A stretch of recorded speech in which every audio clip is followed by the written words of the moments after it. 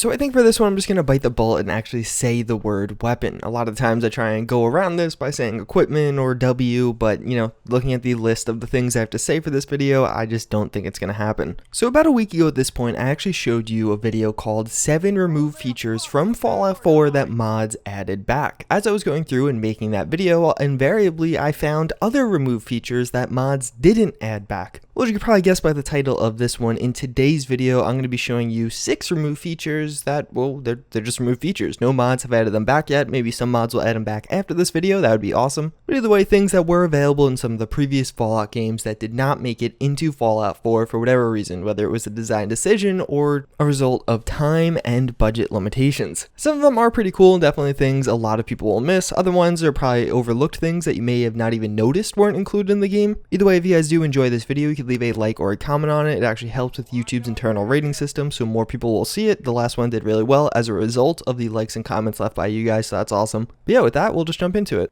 So the first one, and one of the most commented ones on the previous video, was weapon condition. So this is something that obviously is missing from Fallout 4. I've talked about this in videos past. Basically, in some of the previous Fallout games, weapons had a condition. As you fired them more, their condition would degrade, and it would kind of make the weapon a little bit less usable until it would eventually break. Also, as the condition did degrade, oftentimes it did less damage or just had worse stats, worse range. This was an integral system to the game. If you're using any weapon at any point, which you probably were using a lot of weapons throughout the game, you had to be conscious of its condition and actually get other compatible weapons to repair it with. You also had a separate skill, the repair skill, so you could actually galvanize one weapon to repair another one. It also really changed the way looting worked in the game. You kind of looted whatever weapons you would need to repair your other weapons, and it kind of became a fundamental part of what you picked up. Very recently I was playing Fallout 4 and I did this accidentally. I had a 10mm pistol and I started picking up other 10mm pistols with the idea in mind that, oh, I have to repair my gun later on. Either way, this is a massive system. Some people want it back in the game, some people are happy it's gone. It's definitely been a controversial topic among fans. Either way, I think it would be nice if a mod really added this back in, but for the time being, you're just gonna have to deal with having pristine weapons all the time.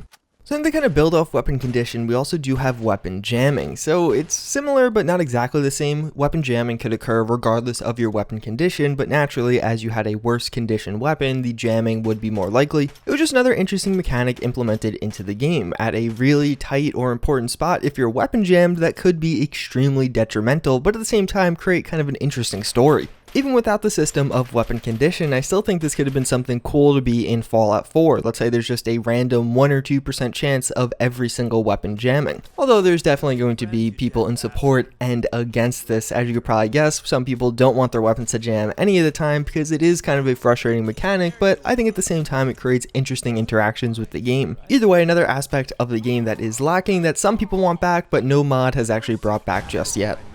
So next we do have keyrings. This is one that I just don't know why it isn't in the game. It seems like such a simple mechanic that could be added back in and should be. If you don't know, keyrings in Fallout 3 and Fallout New Vegas are basically an item in your inventory that you could click, and after clicking on that you would see all of the various keys you have picked up as you play through the game. In Fallout 4, everything else is pretty much exactly the same. You still pick up tons of keys to open different doors. You don't typically drop those keys. They're typically left in your inventory for the duration of the game. But for whatever reason, there's no keyrings anymore. Now, instead, that missed category is just filled with notes and keys and a bunch of other miscellaneous objects. And if you ever need to find something in there, it's a pain in the butt. There's some mods that make this category more bearable, but there's nothing adding in the keyring again, which is something that was really convenient in the previous Fallouts. It just took out a substantial amount of the clutter in that category, and especially for keys, once you use a key, you'll probably never need to use it again. If you open that door, it will be open forever. The key literally becomes redundant after the point of use unless it has another door to open, and then it will be redundant anyway. This one is really curious for me. It seems like a fairly easy and simple thing to put in the game, but for some reason it was just totally lacking.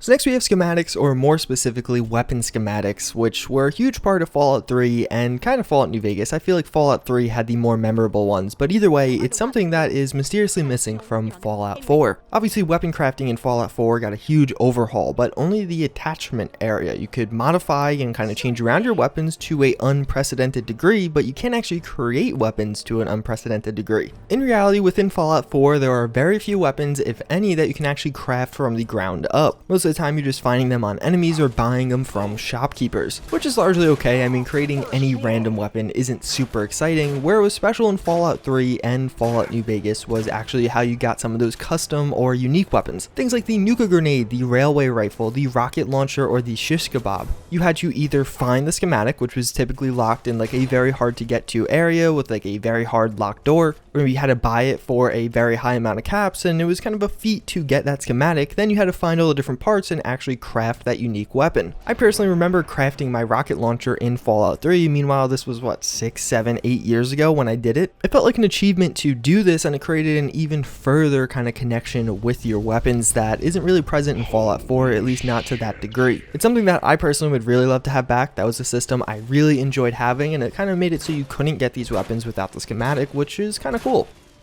So this one's fairly minor, I imagine most people won't miss it, but throwing grenades in VATS was actually removed. In some of the previous Fallouts, well, Fallout 3 and Fallout New Vegas, you could equip a grenade as like your primary weapon. That was the way you used grenades in those games. A lot of people have modified this and changed it through things like Project Nevada and some of the other overhaul mods in those games. But obviously, as a byproduct of equipping it as your primary weapon, you could actually throw grenades in VATS, or kind of use your VATS system to throw your grenades if you weren't super confident in your own skills or talents. This of course is lacking in Fallout 4. Grenades are no longer a primary weapon that you can equip. Some people probably missed this one. I mean, personally, I'm not the most accurate with grenades, so having VATS as an aid was super useful, especially with some of those harder enemies, because grenades could be super useful when taking on a high level enemy. At the same time, I could see a lot of people just thinking this was something that was made redundant by the new feature in Fallout 4 and just kind of made better the way grenades are handled. Either way, you either like it or you dislike it. It's something I personally miss. I would love to see a mod bring this back and make some of these grenades a proper equipable weapon, so you could go run into a building and throw a bunch of grenades very quickly, but you know, that's just me. Plus, whoever thought having the melee button tied to the grenade button was an idiot, because the amount of times I've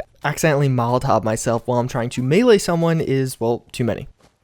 And last but not least, we have low intelligence dialogue. So this was a feature a lot of people really loved, but you may have not known about. So in some of the previous Fallouts, as you did spec your character with like 1 intelligence, you could have separate and special dialogue for that character. Obviously 1 intelligence indicates you're probably not the smartest person in the world. For example, in one instance in Fallout New Vegas, as you're talking to Veronica, she'll tell you she met the Brotherhood of Steel and ask you if you know anything about them. You'll have the option to respond with, "I've heard they shoot lasers from their eyes," if you have 1 intelligence, or I think it's under 6 intelligence. There were little things like this all throughout the game that could make a low intelligence playthrough feel special and unique. It made it different from the otherwise high intelligence or really average intelligence playthroughs. It's something that was really lacking. I feel like this is more of a broader theme that we do see with Fallout 4. There was just overall less attention to detail paid with the dialogue aspects of the game when compared to something like Fallout New Vegas. But yeah, it's pretty much gonna wrap it up for this video. As always, I thank you guys for watching. Hopefully you did enjoy. Again, if you did enjoy, you could leave a like or a comment. That helps with the internal rating system and things like that. But yeah, hopefully I'll see you guys all next time. Later.